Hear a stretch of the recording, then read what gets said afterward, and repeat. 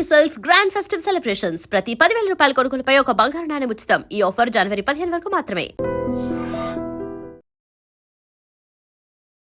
నమస్కారం, welcome to I dream. ధర్మ మార్గం విత్ విజిత కార్యక్రమానికి స్వాగతం.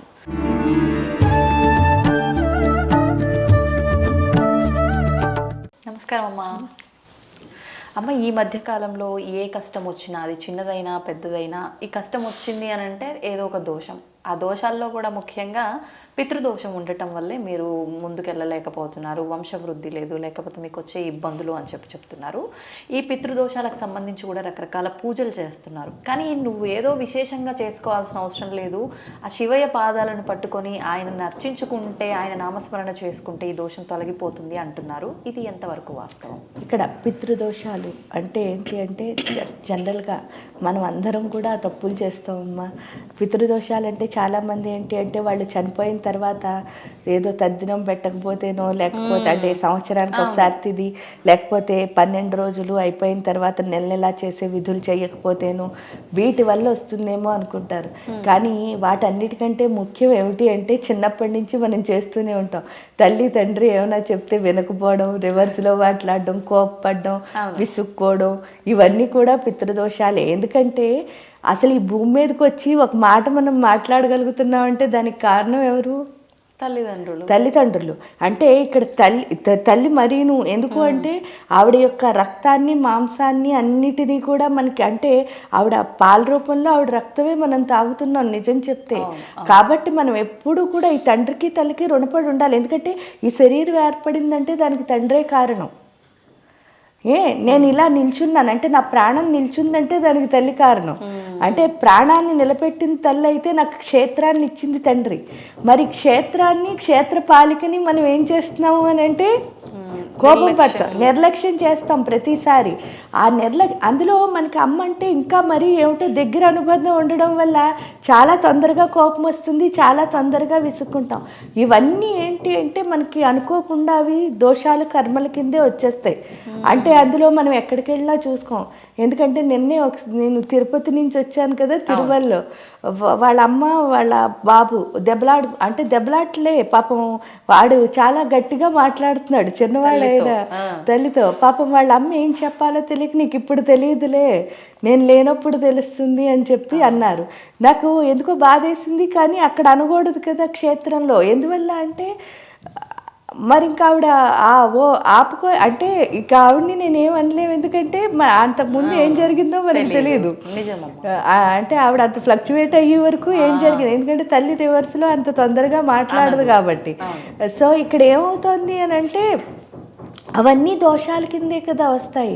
క్షేత్రాల్లో తప్పులు ఇవన్నీ ఏంటంటే వేరే మన పిల్లల్ని మనం అంటే మనం కూడా అలాంటి తప్పులు చేసుకుంటూనే వచ్చాం. ఇవన్నీ శివారాధనలో ఎందుకు పోతాయంటే, నిజం చెప్తే పితృలందరూ వెళ్ళేది ఎవరికి అంటే శివుడి దగ్గరికే కదా. ఎందుకంటే ఆ కాస్ట్ అక్కడ ఎవరు ఉంటారు, శ్మశానవాసి శివయ్య. దానికి శ్మశానవాసని కూడా కాదమ్మా, మనకి శివుడితో ఎంత సంబంధం అంటే, మనం అమ్మ పొట్టలో ఉంటాం కదా. అమ్మ పొట్టలో ఉన్నప్పుడు తల్లి తిన్నది అంతా బిడ్డకు వస్తుంది. ఆ బిడ్డ ఒక గుడ్డు నుంచి ఒక బాబో కింద అవుతోంది. అవునా? ఈ గుడ్డే ఒక పాప కింద కానీ బాబు కింద కానీ ఎదుగుతోంది. అదంతా దేనికి కారణం అంటే, మా అమ్మ తిన్నదంతా నాకు వచ్చింది. అది ఎలా వచ్చిందో మనకు తెలియటంలే. ఏం చేసాం, బయటకు వచ్చాం. బయటకు రాగానే అమ్మ మొదటి గురువు అండి, ఎందుకంటే నాకు పాలు తాగడం నేర్పింది అని అనుకుంటుంది ఈ శరీరం. కానీ ఈ దేహం, ఈ ఆత్మ, ఈ మనస్సు అన్నీ అలాగే అనుకుంటున్నాయి. కానీ మరి నాకు నిజంగా గ్రహించే శక్తి లేకపోతే లోపల నేను ఎలా గుడ్డులా ఉన్నదాన్ని పిల్లాడో అయ్యాను. ఈ బయటకు వచ్చిన తర్వాత అది అంటే గ్రహించే శక్తి లేకపోతే అది జరగదు.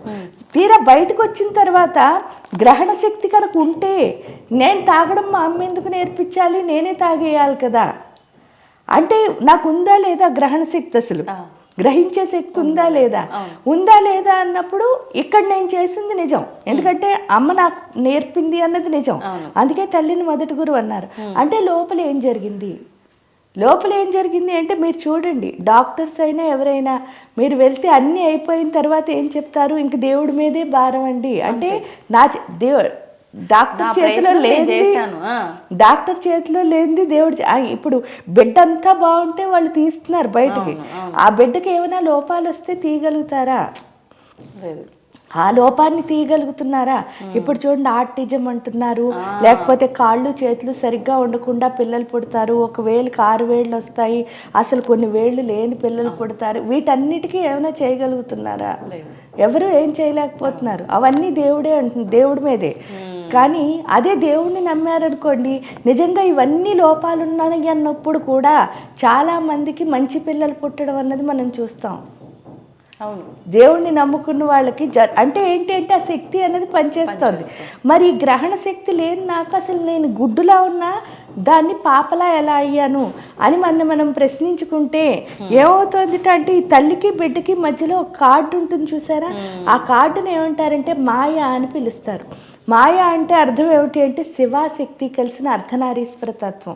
అంటే ఆ శివాశక్తులే ఈ తల్లి తిన్నదంతా బిడ్డకు పంపిస్తున్నారు. ఏ తీరా బయటకు రాగానే ఫస్ట్ ఆ కార్డు కట్ చేస్తారు. మీరు చూస్తే ఆ కార్డు కట్ చేస్తే ఏమవుతుంది, మాకు అమ్మ వస్తుంది ఫస్ట్, తర్వాత నాన్న వస్తారు, తర్వాత చుట్టాలు అందరూ వస్తారు కదా, కజిన్స్, పెద్దమ్మలు, పెద్దనాన్నలు, బాబాయిలు, పిన్నులు, ఇంతమంది వచ్చేసారు. ఇంతమంది రాగానే ఈ లోపల హెల్ప్ చేసిన వీళ్ళిద్దరిని కాస్త ఏం చేసాం, మర్చిపోయాం, మాయలోనే పడిపోయాం. ఈ మాయను వదిలేసి ఆ మాయలో పడిపోయి తీరా పుట్టిన ప్రతి ప్రాణి గిట్టక తప్పదు. ఆ గిట్టక తప్పదు అంటే ఈ శరీరం ఎన్ని రోజులు ఉంటే అన్ని రోజులు ఉండి తర్వాత దీనిలోంచి ఆ ప్రాణం వెళ్ళిపోయినప్పుడు మన తీసుకెళ్లేది ఆ కాటికే. మళ్ళీ అక్కడ కూడా ఎవరున్నారంటే కాళుల రూపంలో శివాశక్తులే ఉంటారు. చూడండి, ఇక్కడ శివాశక్తులే హెల్ప్ చేశారు ఎవరూ లేనప్పుడు, అక్కడ ఎవరూ లేనప్పుడు. అక్కడ ఎవరూ లేరంటే ఇక్కడ ఇన్ని బంధాలు ఏర్పాటు చేసుకుని వెళ్తాం. నా ఫస్ట్ కనుక కొడుకు పుట్టాడు అనుకోండి, వాడిని ఎంతో అపురూపంగా మరి, ఎందుకంటే నాకు వాడే తలకొరుగు పెడతాడని పెంచుతారు. కానీ వీడు ఇంత ప్రేమగా పెంచిన తర్వాత తలకొరుగు పెట్టి అట్లీస్ట్ వెనక్కైనా చూస్తాడా, మా అమ్మ నాన్న లేరని చూడ్డు. ఏం చేస్తాడు, వచ్చేస్తాడు. అది శాస్త్రం అంటారు, వచ్చేస్తారు. అక్కడ అంటే ఏమిటి అంటే నేను ఇంత ప్రేమగా పెంచుకున్న ఒక బంధం కూడా నాతో ఉండలేదు, కానీ నేను అసలు ఏం పట్టించుకోలేదు, వాళ్ళు మాత్రం నన్ను పట్టించుకున్నారు. అదే తల్లిదండ్రుల అంశ అంటే. ఇంకంతకంటే ఏం లేదు. తల్లిదండ్రులు అంటే అంతే, నేను పట్టించుకోకపోయినా నన్ను ఎవరైతే పట్టించుకుంటారో వాళ్ళనే అమ్మ నాన్న అంటారు. అంటే ఈ మధ్యలో కూడా నాకు తెలియదు, కానీ వాళ్ళు నాకు ప్రతి క్షణం ఏం చేస్తూ ఉన్నారు, నేను పట్టించుకున్నా పోయినా తోడుగా ఉన్నారు. అలాంటి తోడుగా ఉన్న తల్లిదండ్రిని మనం వదిలేసి మనం ఎగిరినప్పుడే, అంటే నేను అని ఎగిరినప్పుడే అక్కడ కింద పడే ఉన్నాం. అంటే ఏదో ఎదిగామనుకున్నాం కానీ ఏమీ ఎదగలేదు. చివరికి వచ్చేసరికి ఏమైంది అంటే ఆ తల్లి తండ్రి దగ్గరికి ఎప్పుడైతే వెళ్తామో అప్పుడు, అందువల్ల ఏంటి అంటే దీపం ఉండగానే ఇల్లు చక్కదిద్దుకోవాలి అంటారు. కాబట్టి చక్కగా ఈ లోపల ప్రాణదీపం దీపం ఉండగానే ఇల్లు చక్కదిద్దుకోవాలంటే అర్థం ఏమిటి, ఈ లోపల ఉన్న ప్రాణజ్యోతి ఉండగానే అప్పుడే ఈ శరీరం పనిచేస్తుంది. లేకపోతే ఎంత అందంగా ఉన్నారో, మీ దగ్గర ఎంత డబ్బులు ఉన్నాయో, ఎన్ని నగలు ఉన్నాయో, ఎన్ని బట్టలు ఉన్నాయో, ఎంత విద్య ఉందో, ఇవేవి ఉపయోగపడవు. ఈ ప్రాణం ఉంటేనే అన్నీ మీరు ఎంజాయ్ చేస్తారు, మీ వల్ల ఇంకోళ్ళు ఎంజాయ్ చేస్తారు. ఇవి లేవనుకోండి, ఆ ప్రాణం లేదనుకోండి, మీరు ఎంజాయ్ చేయరు, ఎవరు ఎంజాయ్ చేయరు. అప్పుడు మనం ఏం చేస్తున్నారు, భూమి మీద పడుకోబెడుతున్నారు, చేతనం లేని శరీరం మాత్రం ఉంటుంది. అందుకని ఈ దీపం ఉండగానే ఈ ఇల్లుని చక్కదిద్దుకోవాలి. ఆ చక్కదిద్దుకోవాలి అంటే ఆ శివారాధనలో, ఎందుకంటే శివాశక్తుల కంటే ఇంకెవరు మనకి హెల్ప్ చేయరు. ఆ తల్లి తండ్రి మనం మాట్లాడకపోయినా, పట్టించుకోకపోయినా, అసలు వాళ్ళ గురించే మనం ఆలోచించకపోయినా మనకు అన్నీ చేస్తున్నారు. ఈవెన్ మన ప్రాణంతో కూడా సహా వాళ్ళు ఇచ్చిందే, ఇంకెవరు ఏమి ఇవ్వలేదు. అప్పుడు ఆ ఇచ్చిన దాన్ని మనం ఏం చేయాలి అంటే చక్కగా వాళ్ళకి రోజు ఏదో ఒక ఆరాధన చేయడం ద్వారా ఈ దోషాలు, ఎందుకంటే ఫస్ట్ ఈ జన్మనిచ్చిన ఈ జన్మలో ఉన్న తల్లిదండ్రులకే మనం మోసం చేసి గుడ్డులు వేత ఇలాంటివి చేయటం లేదు. వాళ్ళకి ఆల్రెడీ చేసి వచ్చేసాం బయటికి. అంటే 9వ నెల గుడ్డు ఎప్పుడు బయటకు వచ్చిందో వెంటనే వాళ్ళని వదిలేసాం కదా. అక్కడ మొదలై మనకు వదలటమే మొదలయ్యేది చీటింగ్ అన్నది. సో అందువల్ల ఏంటి అంటే ఎప్పుడైతే ఆ శివుడు ఆరాధనలో ఉన్నామో, అదే అంటారు యాదేవి సర్వభూతేషు వృత్తి రూపేణ సంస్థిత, లేదా వర్తమాన కాలంలో ఉండడం అంటారు. వర్తమాన కాలంలో ఎప్పుడు ఉంటామో ఆ శివాశక్తులు ఇద్దరితో కలిసి ఉండే తత్వం. ఎందుకంటే ఇక్కడ వాళ్ళు చెప్పింది కూడా రోజు వచ్చి చూడండి, మీరు కృష్ణుడు భగవద్గీతలో చెప్తాడు, పత్రం పుష్పం ఫలం తోయం, నువ్వు నాకేమి ఇచ్చావు అని ఎప్పుడు వాళ్ళకి ఏం లేదు, వాళ్ళే మనకి ఇస్తున్నారని నేను మనం వాళ్ళకి ఏమి ఇవ్వక్కర్లే. జస్ట్ ఏంటి అంటే మనం ఏ పని చేస్తున్నామో దాన్ని భక్తి భావంతో చేయాలి, ఒక కృతజ్ఞత రూపంలో. అంతే. ఆ భక్తితో చేస్తే ఏమవుతుంది అంటే ఎప్పుడు శివాశక్తులు మనతో ఉంటారు. అది మనం ఇక్కడ తెలుసుకుంటాం నిజం చెప్తే. అందువల్ల శివుడితో ఉండమని చెప్పడానికి కారణం అది. ఎప్పుడైతే శివుడి దగ్గరికి వెళ్ళామో మనం చేసిన దోషాలన్నీ మనకు అర్థమైపోతూ ఉంటాయి. ఇంతకుముందు మనం చేసినవే మనకు మన పిల్లల రూపంలో వస్తాయి. అది ఎప్పుడైతే ఇక్కడ రియలైజ్ అయ్యామో అక్కడి నుంచి ఇంకా తప్పు రాదు. నిజంగానే. ఎందువల్ల అంటే ఇప్పుడు నేను రియలైజ్ అవ్వడం మొదలుపెట్టాను, అయ్యో మా అమ్మ నాన్నతో నేను ఇంత బ్యాడ్ బిహేవ్ చేశాను. అప్పుడు మన పిల్లలు మనకి ఇంక చేయరు. ఎందువల్ల అంటే వీళ్ళే తల్లిదండ్రి కదా. అంతే. అవునమ్మా. వాళ్ళు టీచ్ చేయడానికే వచ్చారు మనకి. ఎప్పుడైతే మనం ఆల్రెడీ టీచింగ్ని అర్థం చేసుకున్నామో ఇంకా అంతే, మళ్ళీ ఇంకా తప్పు చెయ్యం కదా. మనం తప్పు చెయ్యము, అప్పుడు వాళ్ళు కూడా తప్పు. అంతే. ఇక్కడ తప్పు ఎక్కడ ఆగాలంటే ఇక్కడ ఆగితే అక్కడ ఆగిపోతుంది. అందుకే అంటే తల్లిదండ్రులు ఉండే విధానాన్ని బట్టే పిల్లల విధానము అనేది కూడా ఇంత అర్థం ఉంది దాని వెనకాల.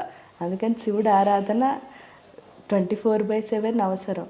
అది ఏమిటి అంటే మీరు చేస్తున్న పని భక్తిగా చేస్తే చాలు, ఇష్టంగా, అంతే, ప్రేమగా. ధన్యవాదాలమ్మా.